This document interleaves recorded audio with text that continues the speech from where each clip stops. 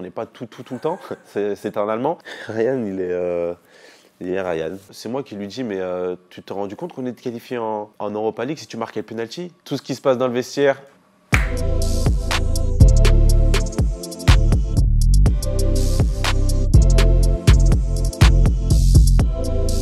C'est une sensation étrange, je trouve, parce qu'on arrive dans le vestiaire professionnel, les pros, et moi j'analysais beaucoup, je me souviens, j'analysais beaucoup Bafétimbi Gomis à l'époque, Jimmy Briand aussi, comment il se préparait pour le match. Je me souviens, il se faisait masser, moi au début, c'était nouveau pour moi de se faire masser, chauffer avant le match, je faisais pas ça quand j'étais en CFA. Je me souviens aussi qu'il y avait beaucoup de pertes crampons au sol, c'était tous propres, tous alignés. Il y avait les maillots aussi qui étaient bien mis. Moi, quand je suis arrivé, je me souviens, j'avais mon 33 avec mon short, avec mes affaires d'échauffement. Donc, je pense que c'est la chose qui m'a le plus marqué quand je suis arrivé en pro, c'est, on va dire, cette propreté où tout était en place. Et en vrai, les gens, ils arrivaient avec leur trousse de toilette. Et voilà, ils repartaient avec leur trousse de toilette, c'est tout. Toi, t'avais pas de trousse de toilette au début? Si, j'avais ma trousse de toilette, mais je me souviens, j'avais mon sac parce que je savais pas trop comment ça fonctionnait. Mais même aujourd'hui, j'ai encore mon sac. Après, c'est propre à chacun fait comme il a envie, mais je me dis que garder mon sac, ça me rappelle justement quand j'ai commencé et je veux pas oublier ce genre de choses. Ouais, je me souviens, c'était qu'à l'époque, c'était Rémi Garde et on n'avait pas le droit d'envoyer des messages quand on arrivait dans le vestiaire. Et sauf que moi, je mettais la musique avec mon téléphone. Et je sais plus si c'était Rémi Garde ou un adjoint qui m'avait attrapé et qui m'avait dit attention, il n'y a pas de message avant les matchs parce qu'en gros, on t'a vu envoyer un message dans le vestiaire. Mais je pense que, enfin, c'est même sûr, ils ont confondu avec le fait que je mettais ma musique, donc je cherchais ma musique. Et après, pour plus faire cette gaffe, j'avais pris mon iPad, je m'en souviens. Comme ça, il n'y avait plus de soucis, je mettais la musique avec mon iPad. Oh, ma première émotion forte, c'est, je pense, la première fois où parce qu'au début, j'avais le 33. Quand t'es jeune, t'as le 33. Je pense que c'est la première fois où j'ai vu mon nom avec mon numéro Tolisso 24. Ça a été ma première émotion. Je me suis dit, ah ouais, c'est plutôt cool. C'est le premier, quoi. Après, j'ai dû le donner même à mon père, je pense, le 33, mais aussi mon premier numéro où il y avait écrit mon nom et mon numéro. Donc ouais, c'était très marquant. Ça a été Alexandre Lacazette, Samu Titi, Jordan Ferry, il y avait Rachid Ghezal aussi, Bakary Koné. J'étais pas forcément trop avec eux en jeune parce que c'est des gens qui avaient 2 ans, voire 3 ans de plus que moi. Et moi, j'ai jamais été surclassé dans les catégories au-dessus, donc j'ai jamais trop joué avec eux. Mais après, c'était les personnes qui étaient le plus proches de moi en termes d'âge. Donc c'est avec eux que j'ai commencé à vivre ma vie en tant que professionnel et c'est eux les premiers qui m'ont permis de bien m'intégrer dans le groupe. Bafé, il me parlait beaucoup parce qu'il avait fait une petite période en CFA à un moment donné, c'est la période où moi j'étais en CFA. Et après quand j'étais monté, lui aussi était remonté, donc je me souviens que Bafé me parlait assez souvent. Ma première prise de parole dans le vestiaire.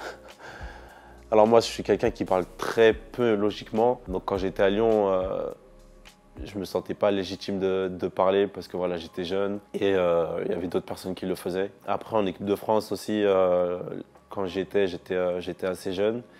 Au Bayern, au niveau de la langue, tout ça, c'était assez compliqué donc je parlais pas forcément. Donc c'est plus quand je suis revenu à l'OL. J'ai eu un déclic où maintenant je trouve que je parle mieux et plus et je suis beaucoup plus à l'aise à parler. C'était quand on joue contre Rennes. Avec Fabio Grosso, je voyais les gens autour de moi et à ce moment-là, ce match-là, je crois que j'étais capitaine parce qu'Alex était sur le banc, si je dis pas de bêtises. Et je me disais, mais en fait, si moi je parle pas, qui c'est qui va parler, qui c'est qui est plus légitime à parler. Donc, ouais, pour moi, il y a eu cette prise de conscience où moi j'étais dans le sens un peu timide. C'est pour ça aussi que je parlais pas. Je me souviens quand je suis arrivé en professionnel, j'ai vu Sam qui était l'un des plus jeunes et qui parlait dans le vestiaire. En fait, c'était naturel pour lui. Et de parler dans un vestiaire, c'est pas si simple. C'est pas si simple que ça. Ouais, il y a le regard des autres et c'est parler en communauté devant plusieurs personnes, puis à les coachs et t'as pas envie de dire de bêtises, t'as pas envie de te tromper, t'as pas envie d'être moqué, c'est ce genre de choses. On a fait un putain de parcours, on le mérite, il faut se le dire les mecs. On le mérite, on doit gagner cette coupe pour nous, pour nos familles, pour nos supporters, pour l'Olympique Lyonnais, je le répète. Mais les mecs, il faut tout donner. Si on donne pas tout, on est mort. Je peux vous dire, j'en ai joué des finales. Et le problème, c'est si on a des regrets. Il est interdiction d'avoir des regrets aujourd'hui. Hein. On donne tout. Hein. À la fin, peu importe ce qui s'est passé, il n'y a aucun regret. Dans nous tous, là, il n'y en a pas un seul qui a des regrets. Ouais, je me sens écouté. Après, je trouve que c'est important de parler dans un vestiaire parce que des fois, quand personne parle, tu as un peu cette ambiance, tout le monde met ses chaussures, il n'y a pas un bruit. Et puis, oula, personne parle, oula, comment le match il va se passer. On repart très très fort là, on dort pas hein, comme contre Brest, hein. On est prêt dès le début de la deuxième là. L'état d'esprit, un putain d'état d'esprit de guerrier. C'est les 3 points ce soir. Pas un point à pas perdre, c'est les 3 points. tout le temps parler, au bout d'un moment, tu répètes la même chose, mais juste de parler, combler ses vides, ça fait du bien, je pense. Il y a des joueurs qui arrivent plus à captiver l'audience et il y a des joueurs qui, quand ils parlent, tu sais qu'il faut les écouter parce que justement, ils parlent rarement et c'est fort. Il y a Moussa, Niakate, il y a Clinton aussi et puis il y a Alex aussi qui parle dans le vestiaire. Il y a eu un discours d'Alex contre Rennes où on perdait 3-0 à la mi-temps et on a fait 3-2 où je pense que ça a vraiment fait du bien à tout le monde parce qu'après, c'est à partir de ce moment-là qu'on a enchaîné les victoires. Mon rôle était totalement différent au Bayern ou ici, mais je suis content d'avoir connu le vestiaire du Bayern pendant 5 ans. Est-ce qu'il y avait plus d'ego? Il y avait plus d'ego, oui, il y avait plus d'ego, mais c'était un vestiaire sain, un vestiaire propre, franchement. Là-bas, tout le monde parle. Tout le monde parle, mais comme je l'ai dit, c'est pas tout le monde parle pas en même temps. Un match, c'est un tel qui va parler, l'autre match, c'est un tel qui va parler, on va se dire les choses. Parfois, c'était dur de parler quand, par exemple, je faisais un mauvais match et que je rentre au vestiaire et de parler, c'est dur de se mettre, entre guillemets, au-dessus et de se dire, d'encourager les autres alors que toi-même, tu es dans une position un peu où il faut que tu fasses mieux, donc c'est un peu compliqué de parler. J'aimais bien quand Joshua Kimmich y parlait parce que c'était, entre guillemets, moi, quand je suis arrivé, c'était l'un des plus jeunes. Et il n'hésitait pas à montrer son caractère et sa grosse personnalité. Bah après, je ne comprenais pas tout le temps, c'était un Allemand, mais ouais, voilà, il l'encourageait. C'est quelqu'un qui, lui, déteste perdre. Puis quand il y a quelque chose qui le dérangeait, il le disait, quoi. Après, des fois, il y a des choses qui sortent tellement en anglais, en espagnol, en italien, en portugais, en allemand, qu'elles sortent tellement du fond du cœur que tu les comprends, limite. Mon pire souvenir, je pense que c'est quand je me suis fait les croiser au Bayern, et que je suis rentré dans le vestiaire. Je me souviens, dans le vestiaire du Bayern, il y avait un peu une salle docteur kiné. Je me suis assis sur cette table et au début, je ne savais pas que c'était les croisés, mais je savais que c'était quelque chose de grave. Et je me souviens que mes parents étaient là et que j'avais appelé mon père, et que j'étais en pleurs et que je lui avais dit là, c'est sûr que c'est grave. Et en plus, quand le docteur est venu consulter mon genou, on va dire, il m'a dit directement c'est les croisés. Alors c'était très compliqué. Franchement, pour dire, j'y allais presque jamais dans le vestiaire parce que j'avais vraiment cette frustration où je joue pas et mes partenaires ils sont là, ils sont en tenue et moi je vais voir ça, en fait, ça me faisait plus de mal qu'autre chose. Alors quand je commençais à revenir sur les terrains mais que j'étais pas encore apte pour la compétition, voilà, ça m'arrivait d'y aller parce que je savais que j'allais revenir bientôt, mais au tout début de mes blessures et du processus de guérison, j'y allais pas trop. Il y a eu des larmes? Ouais, il y a eu des larmes, c'était un ras-le-bol. Il y a eu souvent des larmes parce que c'était un ras-le-bol et c'était surtout l'incompréhension. Je me disais mais pourquoi ça arrive à moi? Après, c'était pas à chaque fois mais que je pleurais, mais quand c'était trop, ouais, c'était trop et ça faisait mal. Ça a été une période un peu compliquée pour moi où je voyais pas le bout du tunnel et c'était blessure sur blessure sur blessure. Kingsley il m'envoyait toujours des messages. Il a aussi un peu connu cette sensation où il a eu pas mal de blessures, donc il savait un peu ce que je vivais. Donc de voir son soutien, mais même là, les autres qui m'apportaient leur soutien, ça me faisait vraiment plaisir. Je me fais les coachs là, que j'ai eu dans la tête. Soit Bruno, par rapport à un derby, je pense. Le premier derby qu'on a fait au Groupama Stadium.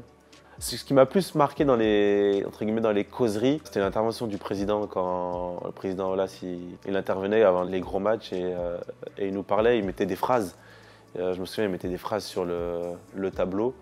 Et ça, c'était assez fort. La phrase, je pourrais pas te la dire. Non, mais si, tu dois bien en avoir. Non, ça s'est fait plusieurs fois, donc je sais pas, mais ça me marquait pas mal. La première causerie de Jupp Heynckes, où après, je comprenais rien parce que c'était de l'allemand, quoi. Ouais, j'écoutais, mais je comprenais vraiment rien. Et un jour, je crois, il faisait une causerie. Il y avait David Alaba, il a dit excusez-moi en allemand, sauf que moi, j'avais. Entschuldigung. Voilà, il dit ça. Et après, les autres, ils rigolent et tout, et moi, je comprenais pas pourquoi il rigolait à ce moment-là. En fait, c'était la façon dont il avait dit le excusez-moi qui était. Je savais même pas que ça voulait dire excusez-moi ce qu'il avait dit, mais c'était ça qui était marrant. Donc voilà, là, j'ai été carrément décalé sur ce coup-là. Après, c'est ce qui est passé là avec Pierre Sage où je crois on perdait 2-0 à Lille l'année dernière. Il faut être très clair. Quand on rentre sur le terrain, c'est avec l'intention de changer les choses. Vous avez envie de changer le monde. C'est pas changer un match. C'est changer le monde. C'est pas je cours 10 mètres, c'est je cours 11 mètres. C'est pas je cours à 20 km/h, c'est je cours à 25 km/h. C'est un contrat qu'on a entre nous. On est sortis de la merde. Et maintenant on abandonne. We were dead. And now we will give up. No, no, no. Not us. On doit changer ce match. Il a dit vous avez pas fait tout ça pour ça. Donc voilà, il faut se bouger, il faut être, je sais plus exactement ce qu'il a dit, il faut être des hommes et il faut changer de visage, quoi. Ouais. Bah après, c'est pas que le vestiaire, mais c'est les entraînements, c'est l'intensité à l'entraînement. Tu as envie d'être. Tu sais comment ça va se passer le week-end, donc tu as envie d'être prêt. Et puis il y a le fait de ne pas vouloir décevoir les supporters. C'est les 2 matchs les plus importants de l'année. C'est différent dans le sens où je me souviens que le vestiaire, il est à Saint-Étienne. Il y a beaucoup de. On met des drapeaux de l'OL dans le vestiaire, on met des affiches de l'OL aussi, donc c'est différent. Je te dirais ce que Alex il avait dit après. Je crois que c'était après une défaite, quand on était vraiment dans le dur l'année dernière. Ça m'avait vraiment marqué parce que je l'ai jamais vu s'énerver autant. En gros, il disait qu'on ne méritait pas d'être joueur de l'Olympique Lyonnais, qu'il fallait qu'on se bouge, que là c'était vraiment chaud, que s'il y en avait qui n'avaient pas envie, il fallait le dire. Je pense que tout le monde a été touché parce que Alex, quand il parle, c'est quelqu'un qui est vraiment écouté. Et donc il n'y avait vraiment pas un bruit. Et lui, il parlait, il était énervé, il était debout, et il disait des choses, quoi. Franchement, j'ai envie de dire Sam Umtiti par rapport à comment il parlait quand il était dans un vestiaire. Sa personnalité, le charisme qu'il avait quand il parlait, ce qu'il disait. Ouais, à mes débuts, mais même en équipe de France, quand on a fait la Coupe du Monde ensemble, quand il pouvait parler, là aussi, il était très écouté, il était sûr de lui. Je me suis dit, j'étais fier de moi. Je me suis dit que faut que je le garde à la fin du match pour le donner à mon père. Et voilà, je jouais au Stade de France devant mes parents, contre l'Espagne, premier match. Il y avait quand même un sentiment de fierté. Donc oui, certes, on avait perdu, donc j'étais déçu. Mais voilà, c'était un match amical et je me disais que j'espère qu'il y en aura plein d'autres et qu'il y aura plein d'autres victoires. Marquant, il y a, quand on se qualifie, je crois, et que Paul, il cite les noms de tout le monde. Il y a une vidéo qui est sortie sur ça où il tape sur une caisse et il cite les noms de tous les joueurs. Ça m'a marqué. Le match de l'Argentine dans le vestiaire où je me souviens, j'étais avec mon casque et je fixais et je me disais, en gros, là, c'était soit on gagne, soit on rentre chez nous. Parce que c'était le premier match à élimination directe. Qu'est-ce qui m'a marqué? La finale, à la fin, quand il y avait les présidents dans le vestiaire, qu'on était sur la table et qu'on chantait, qu'on criait. Je me souviens, j'avais fait une photo avec la coupe et Emmanuel Macron. J'ai fait au moins 70 photos avec la coupe. C'était pour garder ce souvenir le plus longtemps possible dans ma tête et dans mes photos. C'est une finale de Coupe du Monde, dans le sens où on sait que c'est le match le plus important d'une vie, et c'est l'objectif collectif ultime. C'est ton meilleur moment dans un vestiaire, la victoire finale? À la Coupe du Monde? Ouais. Ah, dans un vestiaire de toute ma carrière? Ouais. Ouais, carrément. Parce que c'est pas un trophée que j'aurais imaginé gagner dans ma vie. Après, sur le coup, c'est difficile de réaliser, mais là, des années après, je me rends compte de ce que ça représente et de l'avoir joué. Déjà, c'était une grande chose. Alors de l'avoir gagné en plus.